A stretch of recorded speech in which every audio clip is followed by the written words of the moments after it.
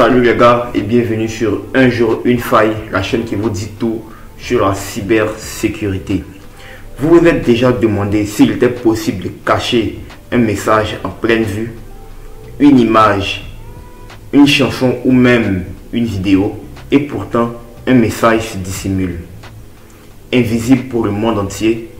Incroyable, non? C'est ça la stéganographie. Aujourd'hui, on va découvrir ensemble les bases de cet art fascinant, de son histoire à son fonctionnement moderne. Donc, restez jusqu'à la fin pour comprendre pourquoi la stéganographie est autant un outil puissant qu'une menace potentielle.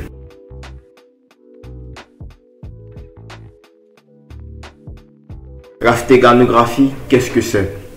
Le mot nous vient du grec stéganos qui signifie cacher et du mot graphia qui signifie écrire. C'est donc l'art de cacher un message dans un autre support de manière invisible, sauf pour celui qui sait bel et bien où chercher. Historiquement, elle a été utilisée pour transmettre des messages pendant les guerres.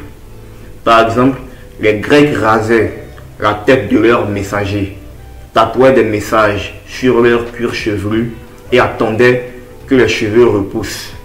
Le message était alors caché littéralement sur leurs cheveux. De nos jours, avec la révolution numérique, la stéganographie a évolué. Les messages sont dissimulés dans des images, des vidéos ou même des fichiers audio de manière imperceptible pour l'œil humain et pour l'oreille humaine.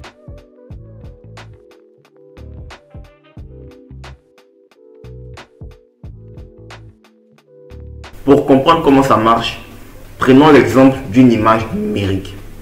Une image est composée de milliers, voire de millions de pixels. Chaque pixel est défini par trois valeurs, rouge, vert et bleu, ce qu'on appelle communément les valeurs RVB.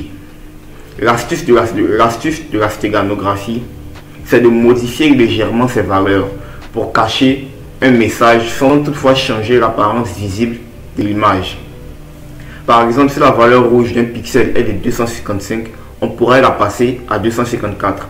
Une modification minuscule, invisible pour l'œil nu, mais qui peut contenir une information. En combinant ces micro-modifications sur des milliers de pixels, on peut cacher un message entier, comme une phrase ou même un fichier.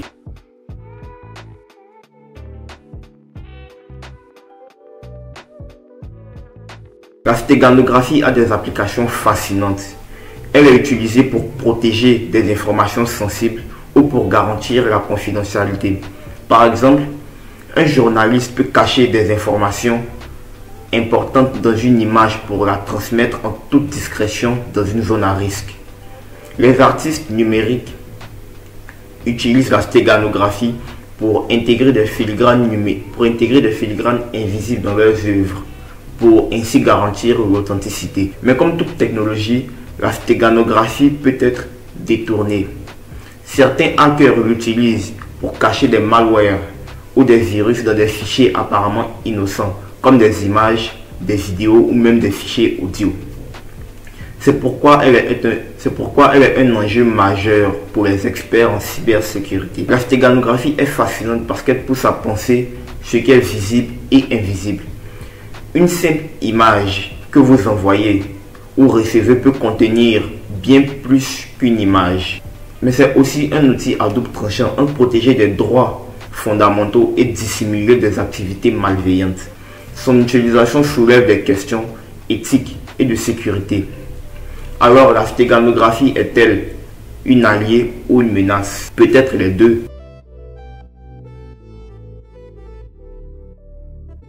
Voilà pour une introduction rapide à la stéganographie, son histoire, son fonctionnement et ses usages. Mais ce n'est que le début. Dans la prochaine vidéo, je vous montrerai une démonstration concrète de comment cacher une image, de comment utiliser la stéganographie pour cacher un message, voire même un malware.